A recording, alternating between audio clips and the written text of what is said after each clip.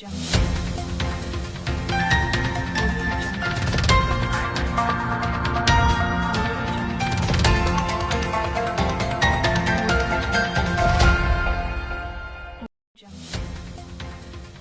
décret portant nomination du 4e vice-président de l'organe législatif de la transition, Issa Kaoudim, a été abrogé par le chef de l'État et de la Constitution malienne sur le processus d'abrogation des décrets de nomination, élément de réponse avec Djibril Sangaré, constitutionnaliste.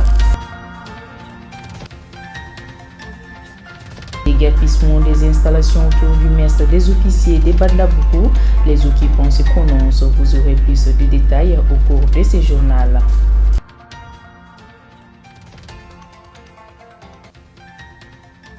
En page santé, nous parlerons de la pneumonie. Cette infection des poumons tue un enfant toutes les heures au Mali. Quelles sont ses causes et comment peut-on lutter contre ces fléaux? Élément de réponse en fin de journal. Chers téléspectateurs, bonsoir. Partout où vous nous suivez, merci d'avoir choisi LTV pour vous informer. Je le disais à l'instant, Issa Kaoudim n'est plus membre du Conseil national de la transition depuis mardi 9 novembre 2021, suite à l'abrogation de son décret de nomination par le colonel Assimi Goïta.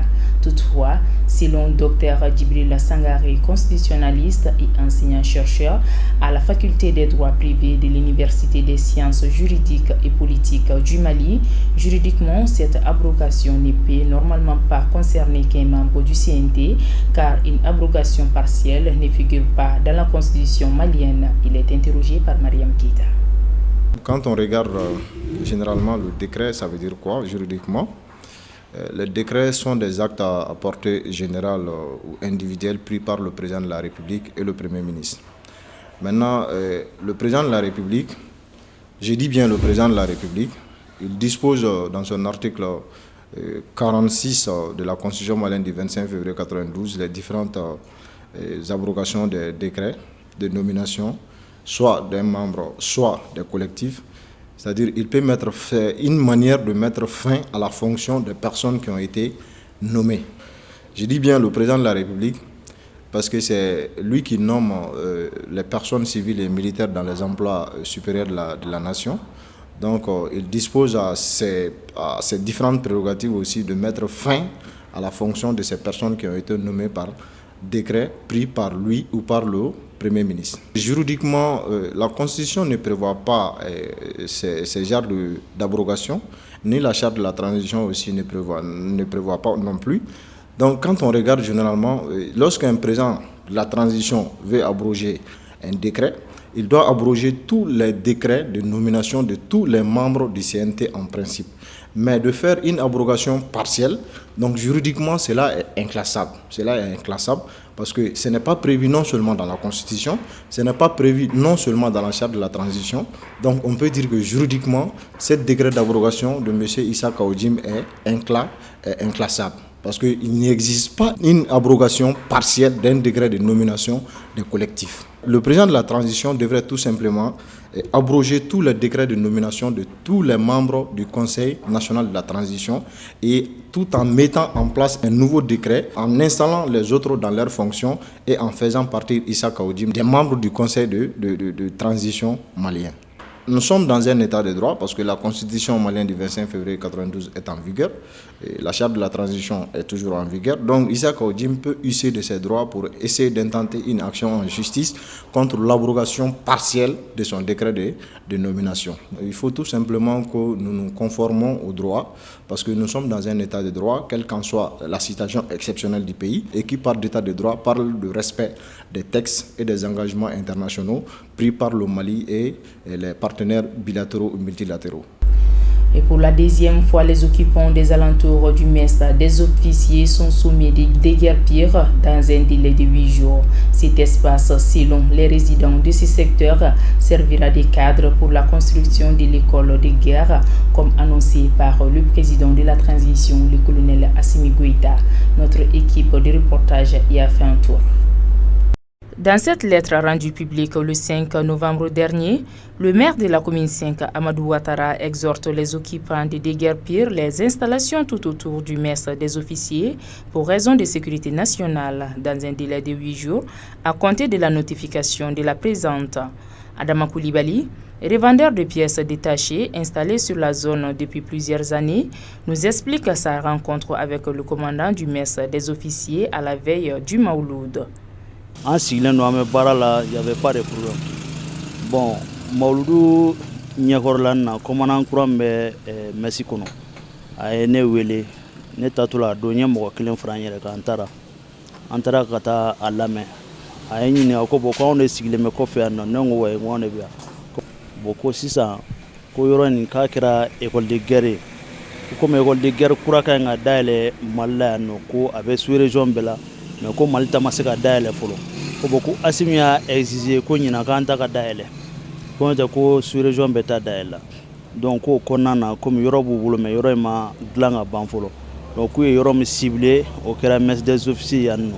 Donc k'o kɔnɔna na k'olu b'a ɲini an fɛ 2 mois kɔnɔ an ka yɔrɔ ɲini ka yɔrɔ nin bila dans 2 mois. Malgré toute tentative de rencontrer le maire de la commune 5 pour discuter sur les délais indiqués, les occupants sommés de déguerpir affirment qu'ils ont été butés à un problème d'interlocuteur, déplore M. Koulibaly. Vendredi passé, maire ye nin papier de bila kana de an ma vers 14h. Kan ka yɔrɔ libéré dans 8 jours. Bon 8 jours yɔrɔ kɔni tɛ an bolo. Yɔrɔ t'an bolo dɛ. An t'a dɔn an bɛna taa yɔrɔ o yɔrɔ kan k'an bɛ taa installer. Yɔrɔ kɔrɔ min n'an tun bɛ yen nɔ, o sotigi ko k'ale bɛna a ka so jɔ. Donc maintenant an tɛ se ka segin ka taa o yɔrɔ la bilen. Tiɲɛ yɛrɛ la gɛlɛyara parce que an yɛrɛ ɲɛ tɛ an bɛ taa yɔrɔ min na ka taa an sigi o yɔrɔ la ka se k'an ka denbaya balo. Bon an ka baara nin filɛ nin ye, i ka client b'i dɔn yɔrɔ min na, n'i bɛ yen nɔ accès ka nɔgɔn, olu de bɛ tɛna sanni k'i bolo nɔgɔya kɔnɔna na quoi. Mais yɔrɔ bɛ yɔrɔ la, n'i taara yen o kɔrɔ ye k'i ka baara tiɲɛ i bolo quoi, parce que ni ala ma fara i kan o dɔw la i ka baara tiɲɛna o, parce que i bɛ min sɔrɔ i sigiyɔrɔ kɔrɔ la, n'i taara sigiyɔrɔ kura yanni mɔgɔw k'i dɔn o ye problème ye fɔlɔ. Malgré l'inégalité de leur occupation pour Issa Traoré, soudeur de plastique, ils cherchent que leur pain quotidien et demandent le soutien de l'État. An bɛ yɔrɔ mun na yɔrɔ saralen tɛ, mais denbayatigi n'i bɛna la déplacer ni Mali yɛrɛ n'a ka maliya tɛ, n'i bɛ denbayatigi la déplacer ka bɔ a ka wari ɲini yɔrɔ la, i bɛ fɛn dɔ k'a ye o. État kan ka o fana reconnaître ye, mais kana cu mɔgɔ kan de nin y'a siɲɛ filanan ye u bɛ na nin de kɛ anw na. A kɛlen komi an yɛrɛ tɛ citoyen malien dɔ ye bi quoi. Ça me honte. Notons que pour le maire de la commune 5, passé le délai indiqué, les services techniques procéderont à la démolition des installations conformément à la réglementation en vigueur et aux frais des occupants. Parlons santé pour boucler notre édition d'aujourd'hui. La journée mondiale de la pneumonie est célébrée chaque année le 12 novembre dans le monde. Pour cette occasion, faisons un focus sur cette infection pulmonaire causée par un virus ou une bactérie qui continue de faire des victimes à travers le monde. Reportage. Le 12 novembre a été décrété par l'OMS, l'Organisation mondiale de la santé, comme journée mondiale de la pneumonie, responsable des millions de décès par an.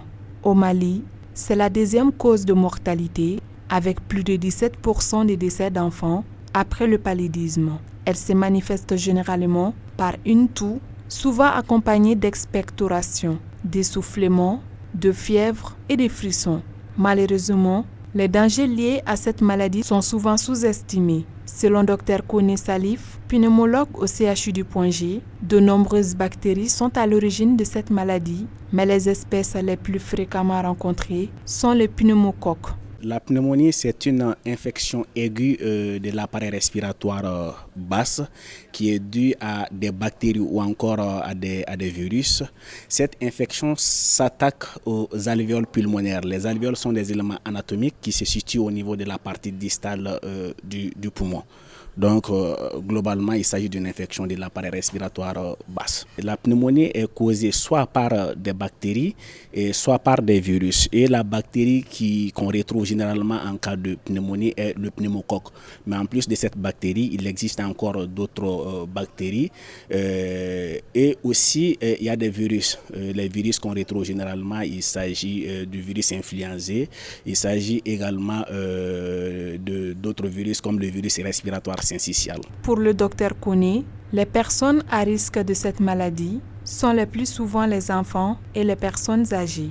Les personnes à risque de cette pathologie sont les nouveau-nés, les nourrissons.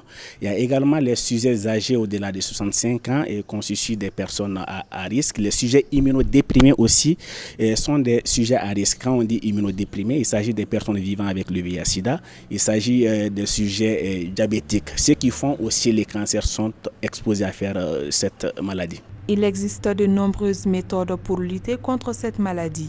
Lorsqu'il s'agit d'une pneumonie virale, le traitement est purement symptomatique. Donc les mesures hygiéno-diététiques, le sujet doit boire beaucoup d'eau. On peut donner les antipyrétiques, les antalgiques et juste avec la surveillance, voilà. Donc ça permet de gérer. Mais il y a des cas graves dus à certains virus comme le virus respiratoire syncytial ou le cytomégalovirus. Du coup là, il faut donner les antiviraux. La pneumonie, elle est mortelle, surtout chez des sujets à risque. La prévention de cette maladie repose sur les mesures d'hygiène. Il faut se laver les mains et lorsqu'on tousse, donc il faut tousser dans les coudes ou encore il faut utiliser des mouchoirs. Les mouchoirs utilisés dans ce sens aussi doivent être jetés dans des poubelles. Donc en plus de ces mesures, il faut aussi se faire vacciner. La vaccination contre la grippe et puis la vaccination contre le pneumocoque. Il y a un protocole spécial pour cette vaccination. Notons que ces fléaux tuent chaque année plus que le sida, le paludisme et la rougeole réunis. 1,8 million d'enfants de moins de 5 ans décèdent ainsi tous les ans de la pneumonie, soit 1 toutes les 20 secondes. Voilà, c'est tout pour ces journaux d'information. Merci de nous avoir suivis et bonne suite des programmes sur la Liberté Télévision.